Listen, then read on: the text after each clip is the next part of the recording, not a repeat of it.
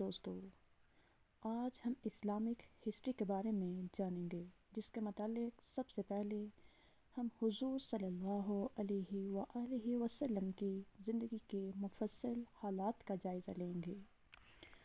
ابو القاسم محمد بن عبداللہ بن عبد المطلب مسلمانوں کے آخری نبی ہیں۔ اہل اسلام کے نزدیک محمد تمام مذاہب کے پیشواؤں سے کامیاب ترین پیشوا تھے۔ آپ کی کنیت ابو القاسم تھی۔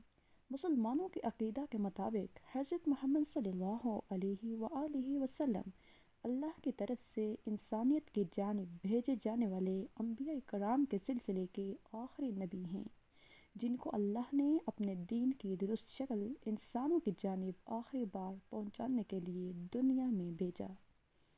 انسائکلوپیڈیا کے مطابق آپ صلی اللہ علیہ وآلہ وسلم دنیا کی تمام مذہبی شخصیات میں سب سے کامیاب شخصیت تھے۔ مکہ میں پیدا ہونے والے حضرت محمد صلی اللہ علیہ وآلہ وسلم پر قرآن کی پہلی آیت 40 برس کی عمر میں نازل ہوئی۔ ان کا وصال 63 سال کی عمر میں 632 ہجری میں مدینہ میں ہوا۔ مکہ اور مدینہ دونوں شہر آج کے سعودی عرب میں حجاز کا حصہ ہیں۔ حضرت محمد صلی اللہ علیہ وآلہ وسلم بن عبداللہ بن عبد المطلب بن ہاشم بن عبد المناف کے والد کا انتقال ان کی دنیا میں آمد سے قریباً 6 ماہ قبل ہو گیا تھا، اور جب ان کی عمر 6 سال تھی تو ان کی والدہ حضرت آمنہ بھی اس دنیا سے رحلت فرما گئیں۔ عربی زبان میں محمد کے معنی ہیں جس کی تعریف کی گئی۔ محمد حمد سے لفظ حمد سے ماخوذ ہے، جس کا مطلب ہے تعریف کرنا۔ یہ نام ان کے دادا حضرت عبد المطلب نے رکھا تھا۔ محمد صلی اللہ علیہ وآلہ وسلم کو رسول، خاتم النبیین، حضور اکرم، رحمت العالمین اور آپ صلی اللہ علیہ وآلہ وسلم کے القابات سے بھی پکارا جاتا ہے۔ اس کے علاوہ بھی آپ کے بہت نام و القاب ہیں۔ نبوت کے اظہار سے قبل حضرت محمد صلی اللہ علیہ وآلہ وسلم نے اپنے چچا حضرت ابو طالب کے ساتھ تجارت میں ہاتھ بٹانا شروع کر دیا۔ اپنی سچائی، دیانتداری اور شفاف کردار کی وجہ سے آپ صلی اللہ علیہ وآلہ وسلم عرب قبائل میں صادق اور امین کے القاب سے پہچانے جانے لگے تھے۔ آپ صلی اللہ علیہ وآلہ وسلم اپنا کثیر وقت مکہ سے باہر واقع ایک غار میں جا کر عبادت میں صرف کرتے تھے۔ اس غار کو غار حرا کہا جاتا ہے۔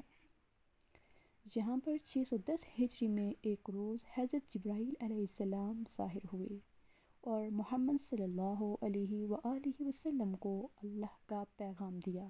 جبرائیل علیہ السلام نے اللہ کی جانب سے جو پہلا پیغام حضرت محمد صلی اللہ علیہ وسلم کو پہنچایا وہ یہ ہے: اقرأ بسم ربک الذی خلق، خلق الانسان من علق۔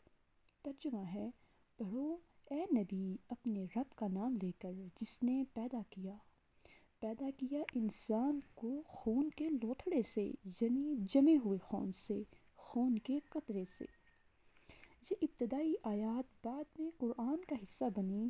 اس واقعے کے بعد حضرت محمد صلی اللہ علیہ وسلم نے رسول کی حیثیت سے تبلیغ اسلام کی ابتدا کی اور لوگوں کو خالق کی وحدانیت کی دعوت دینا شروع کی۔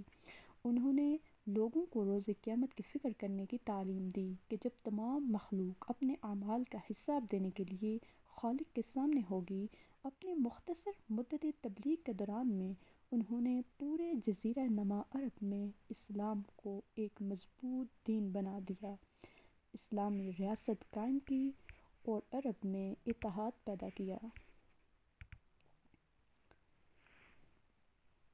جس کے بارے میں اس سے پہلے کوئی سوچ بھی نہیں سکتا تھا۔